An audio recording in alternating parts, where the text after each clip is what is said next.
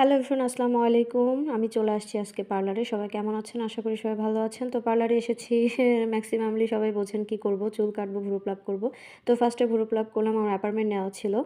তো আমার চুল কাটতে একটু দেরি হবে। তো ওইটা বেশ কিছুক্ষণ সময় লাগবে জন্য কিছুক্ষণ আমি বাইরে ঘোরাফেরা করছি। কিছু আশেপাশে ফল, আঙ্গুর ফল, চেরি ফল এগুলো একটু দেখছি। দেন আমি চলে আসবো চুল কাটতে। তো চুল কাটতে এসে দেখেন আমার কি অবস্থা। প্রথমত গোসল করে আসা সত্ত্বেও চুলটাকে আমার ভিজাই দিল। সেটা অবশ্য বাংলাদেশেও করে। তারপরে ভিজানোর পরে চুল তো কাটছে এখানে ওখানে, এখানে ওখানে, তার কাট যেন শেষই হইতেছে না। আমি তাকে বলেছি, "আমার চুল অলরেডি আমি ছোট করে এসেছি বাংলাদেশ থেকে। তুমি জাস্ট একটা খুব সুন্দর কাট দাও।" এরপরে তো চুলগুলারে জটালো করে ফেলল। এরপরে হিট দিতেছে, টানতেছে, কি করতেছে না করতেছে এদের কথা। তবে যাই হোক, ফাইনাল লুকটা মাশাআল্লাহ অনেক সুন্দর ছিল। ফাইনালি চুলের অত্যাচার শেষ। তারপরে একটা সুন্দর লুক নিয়ে চলে আসলাম এবং তাকে ৳৩,০০০ দিলাম বাংলাদেশে। আর বসের একটা রিকমেন্ডেশন ছিল যে বাংলাদেশ থেকে এয়ারপোর্ট ক্রস করে এসে স্টেশনে অপেক্ষা করছে কিছু বাঙালি, যাদেরকে রিসিভ করে তার